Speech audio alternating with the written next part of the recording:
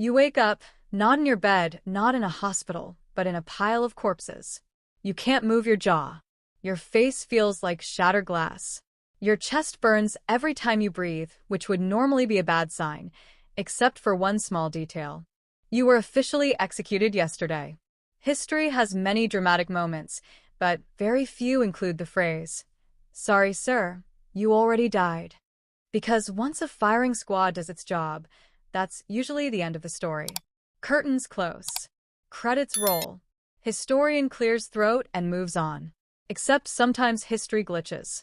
Across the centuries, a handful of people cheated the executioner. In Scotland, there was Maggie Dickson, hanged in 1724, pronounced dead, nailed into a coffin, and then she woke up on the carriage ride home. Imagine being the pallbearer for that conversation. She's moving. No, she's not. She just asked for water. After that, she earned the nickname Half-Hang It Maggie, which is both terrifying and somehow the most Scottish nickname ever invented. And in those days, surviving an execution often meant a reprieve. The logic was simple. If God clearly refused your reservation in the afterlife, the courts figured maybe they shouldn't argue with him. But hanging was messy. Ropes snapped. Knots slipped. Gravity occasionally showed mercy. A firing squad, though? That was considered the reliable method. Multiple rifles, close range, center mass, and a final bullet to the head, the coup de grace, just to make absolutely certain no one accidentally wandered off afterward. No one survived those. Well, almost no one.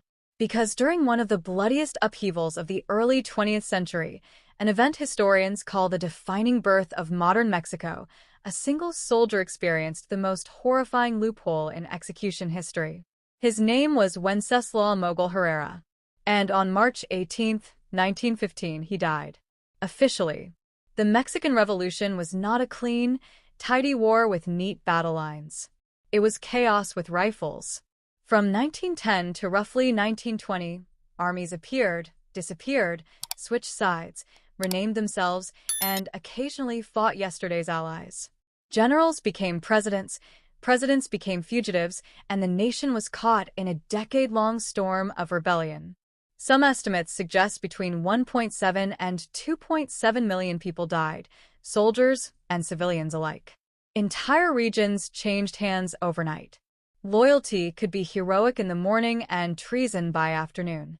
One of the most famous figures in this whirlwind was Pancho Villa, revolutionary commander, cavalry genius, folk hero, and to his enemies, an outlaw with an army. Herrera fought under Villa, and in 1915, that became a very dangerous career choice. After Villa's forces suffered defeat against the Constitutionalists, captured soldiers were rarely treated gently. Trials were a luxury. Firing squads were faster. Herrera was captured and labeled a traitor. No courtroom. No lawyer. No last-minute appeal dramatically bursting through a door. Just a wall, rifles, and sunrise. Executions were structured with grim efficiency. A detachment of soldiers, typically 9, would stand several meters away. The officer gave the order. The volley struck the chest and lungs. Then the commanding officer stepped forward and fired a pistol round into the head to guarantee death. It was brutal but precise. Herrera was marched to the execution site and positioned facing the shooters. Imagine that moment, not battle, not chaos, but silence. You're not charging cavalry. You're standing still, waiting for a sentence measured in seconds. The rifles were raised. The order was given. The shots rang out. 9 rifles cracked almost simultaneously. Bullets tore through Herrera's body. He collapsed instantly. The officer approached and fired the final pistol shot into his head. The squad did what soldiers always did afterward. They walked away. Paperwork completed. Another name crossed off. Except the story wasn't finished. Because Herrera wasn't dead. Somehow, impossibly, the bullets had missed his vital organs. They shattered his jaw, ripped his face, and passed through soft tissue without destroying his heart or brain. Even the supposed finishing shot failed to kill him. The bullet entered his head, but did not reach his brain. He lay among bodies, bleeding, unable to speak, but conscious. Imagine the pain. Not cinematic pain, real pain. The kind where breathing is an effort and every second feels like drowning in your own blood. And then something almost supernatural happened. He moved. After a firing squad, Herrera crawled away from his own execution. Accounts differ on exactly what happened next. One story says villagers found him the following day, still alive among the dead. Another claims he dragged himself 3 blocks to a church, the Church of St. James the Apostle, collapsing at the doorway like a scene from a nightmare.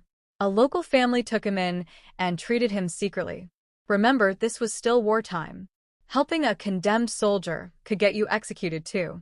For months, Herrera recovered. But survival came at a price. His face was permanently disfigured, his jaw destroyed. Scars cover his head where bullets entered and exited. He could never look in a mirror without seeing the morning he was executed. Yet he lived. And here's the most incredible part. The authorities never tried to execute him again. Why? Because even hardened soldiers and officials felt they had already carried out the sentence. In a strange echo of ancient superstition and legal tradition, surviving execution was seen as final. Fate had spoken. Whether divine intervention, luck, or medical miracle, no one wanted to argue with a man who had already died once. Herrera became known as El Fusilado, the executed one. Years later, in the 1930s, he even appeared on the American radio program Ripley's Believe It or Not. Listeners heard the man who had survived a firing squad tell his story himself, living proof that history occasionally writes fiction better than fiction can. Doctors later examined him and confirmed the unbelievable. Multiple bullet wounds had passed through his cheeks and jaw, missing arteries by millimeters. The headshot had entered near the mouth and exited without penetrating the brain. A microscopic difference, and history would never have known his name. Think about that. Millimeters. Entire lives, even entire histories, sometimes depend on distances smaller than a fingernail. Herrera eventually lived into old age, dying decades later not from bullets, but natural causes. The execution that should have ended his story became the reason the world remembered him. And that's what makes history fascinating. We imagine wars as grand strategies, maps, and speeches. But sometimes history pivots on absurd luck. A rope knot slips. A coffin lid opens. A bullet misses by a whisper. Empires rise and fall, and somewhere in the middle, one stubborn human being refuses to die on schedule. If you're enjoying stories where reality is stranger than fiction, make sure you subscribe to History vs. Event and click the notifications bell icon so you never miss the next episode. Because the past isn't just dates and battles. Sometimes it's a man standing up after his own execution. Thank you for watching.